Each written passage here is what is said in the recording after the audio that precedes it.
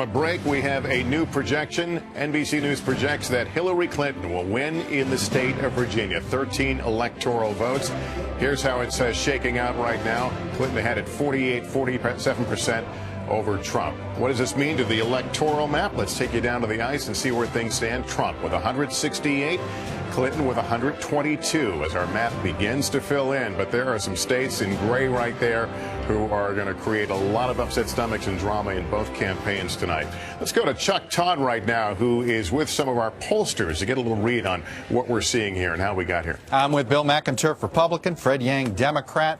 These guys are the brains behind the home is the other story here. Not only have we seen in the excerpts blowing through the roof the Trump voter, but as Bill noted, your college-educated white voter, she's doing well, but she's not doing as well as they expected. It doesn't cancel out what he got. And listen, this was always out of reach for him when he was fighting with his own party. That's why it was viewed as so calamitous when he went to war with Republicans. The intra-party fighting was viewed as disastrous. But that hasn't really been the case for the last few weeks. The closing weeks of this campaign have had Republicans, even Paul Ryan, who we were talking about in the last hour, singing off of the same song sheet about Clinton corruption. Don't forget health care either. Exactly, huge story. You know, when those premiums went up, obviously their research said go after it because he hammered health care. With an assist from Bill Clinton, who said, you know, we all know this law, you know, he said something derogatory about Obamacare, which gave them fuel, gave them ammunition. And what was different about the post-Comey period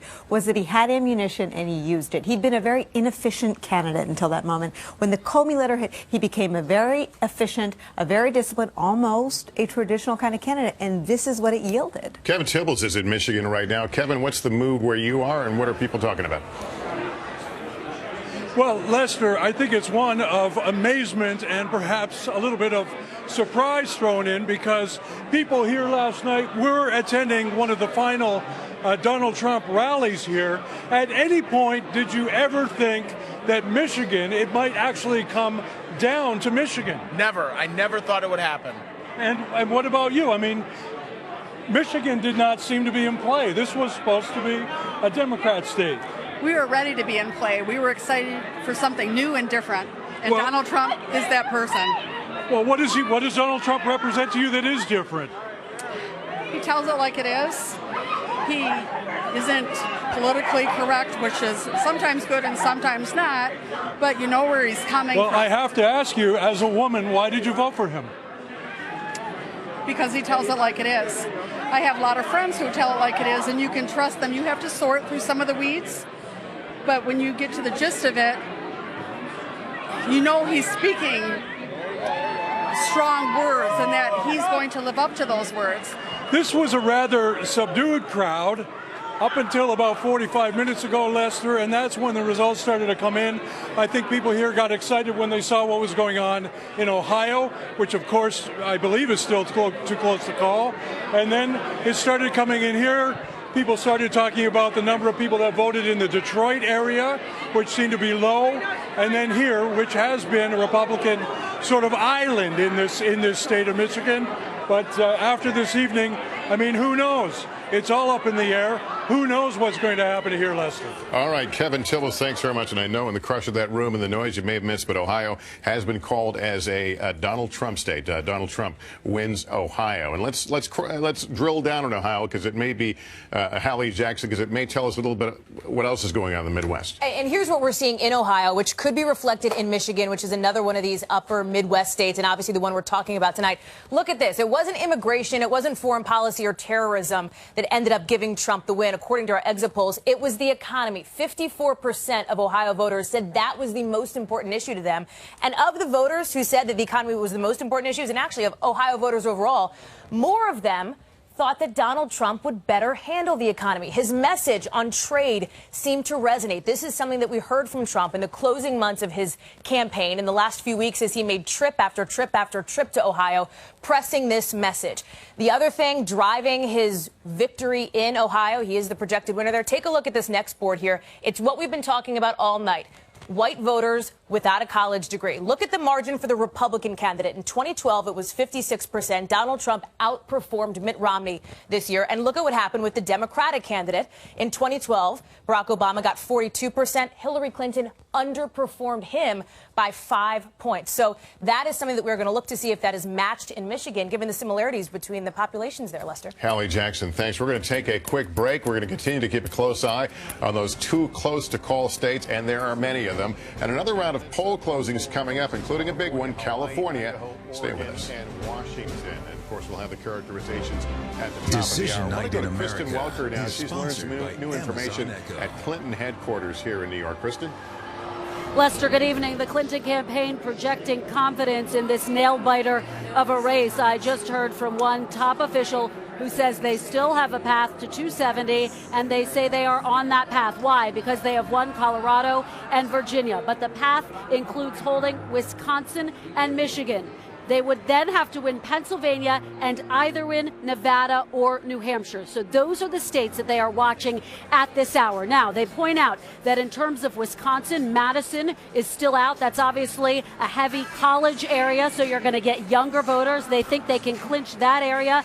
And then Michigan, Detroit is out. A lot of African-American voters. Of course, President Obama has been there trying to energize his base and that part of the Obama coalition. I can tell you that there are jitters here among top Clinton supporters who are gathered at the Javits Center, some of them acknowledging to me they are quite concerned about the fact that this race is a whole lot closer than they were anticipating. But again, at this hour, the Clinton campaign stressing that they still have a path to 270 and they think they can get there. Lester. Listening to that path, Kristen, we're sending Chuck with his pad and up to the map here. Well, look, the path is one state right now. I mean, yes, we may need to worry. We'll worry about Nevada and New Hampshire when we get there. And Wisconsin, she noted. In Wisconsin, there's no doubt. But let's get to know Michigan a little bit here. We still got, look, more than 50% of the vote out. But ultimately, let's take a look at what Wayne County is going to do. So right now, Clinton is winning it. Almost by 30 points. Let's go back to 2012 just to get an idea of the total vote that you'll see out of it. So we have 220,000 votes in there so far. If you go to Wayne in 2012, you see President Obama won it by almost 50 points. He got nearly 370,000 net out of there. So my point is that's what you're going to be wanting to watch tonight. Number one is going to be how much, oh, it looks like, there we go. How much does she get out of here? Still very little of Detroit in, but she needs to net, doesn't need to net as much as Obama got out of there, but she needs to net probably 275 to 300,000 votes just out of Wayne County. So we got a ways to go, but that's just a simple way of just watching Michigan right now. Why have you at the map? Can you show us where Florida is? We haven't checked in on Florida a little bit. Let's go ahead and go to it here. I'm sorry to put you on the spot. No, it's okay. I didn't. I could have navigated simpler. Look, vote keeps coming in. She hasn't really narrowed the gap very well. It's just not there. Unless there's magic boxes of ballot boxes somewhere that we don't know about. I can keep telling you there is, the remaining vote is basically here in Palm Beach, Broward, Miami, and I think there's one precinct in Monroe that's left. But by the way, I was talking to a Florida expert of mine about how has Trump done this, and it's essentially these Tampa ex-urban counties, okay, both north and south, in the Tampa market. He just blew through every single vote total estimate that Democrats had, and frankly, even Republicans just blew through. Look, she did her job in Hillsborough. Normally, how Hillsborough goes, you could say it was the most important swing county in the country over the last 16 years. But this is not enough. She's going to win Hillsborough and lose the state. That doesn't happen very often, but that's the story of what's happened in rural America. By the way, everybody talking about how Trump didn't have much of a get-out-the-vote operation. But didn't need it. Apparently not, that he relied so heavily on the Republican Party, and there was already grousing from some inside states about there not being sufficient get-out-the-vote. Well, the vote got out. We're going to take a break. Lots more ahead on this decision night in America.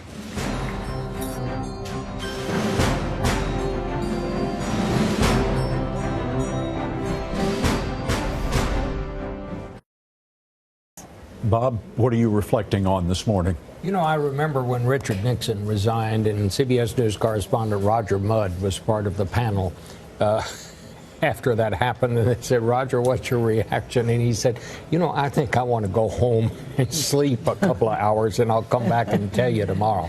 This was totally unexpected.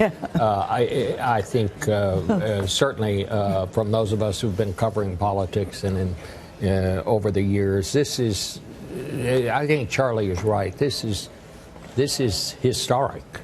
But I don't think we can say right now where this goes from here. Unexpected, not because of any interest in politics, but unexpected because of the polling. The polls were telling us. Polls done by many different organizations at many different times. They were all pointing in the direction of a Clinton victory. The polls and the behavior of a candidate that people said was not fit to be president of the United States. So many people had found his behavior egregious, but at the end of the day, it really didn't matter. I take some hope in his speech tonight, though, that he said he wants to reach out, that he wants to build bridges, and that he wants us all to come together. I think that's a really good way to start in this country, because there's a lot of healing that needs to happen today. If you look to your point, Gail, on the questions of has the right experience and has the right judgment, Hillary Clinton won those questions by gargantuan amounts and numbers. But again, it's not what people wanted. They wanted change over experience and judgment. They're fed up. All right. Well, yeah, change is what they will get. Yeah. And it has been quite a night. We hope he rules by fear by hope rather than fear. Well, his conciliatory victory speech tonight was certainly a very good step in a long, long process over these next 4 years.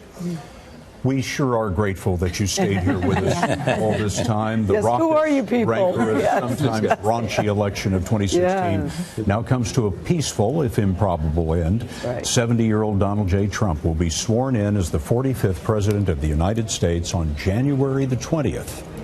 The Trump presidency begins in 72 days, fueled by what we know now is record turnout.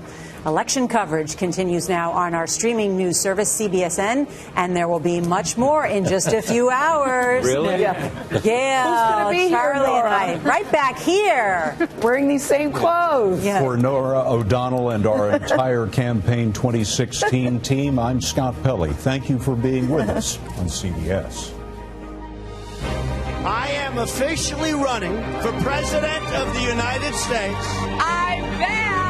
When Mexico sends its people, they're not sending their best. I'm running to help working families get a raise. We will make America great again. The American people are sick and tired of hearing about your damn emails. It's weak to disparage women. It's weak to disparage Hispanics. A man who can be provoked by a tweet should not be anywhere near the nuclear codes. I could stand in the middle of Fifth Avenue and shoot somebody, and I wouldn't lose any voters. Just remember, love trumps hate. I humbly accept your nomination for President of the United States. Russia, if you're listening, I hope you're able to find the 30,000 emails. I'm not making excuses. I've said it was a mistake and I regret it. This is the single biggest scandal since Watergate. There is no case here. We're going to win at the border. We're going to build a wall. Mexico's going to pay for the wall. You could put half of Trump supporters into what I call the basket of deplorables. She has tremendous hate in her heart. I don't care what he says about me. I care about what he says about you. I pledge to every citizen of our land that I will be president for all Americans.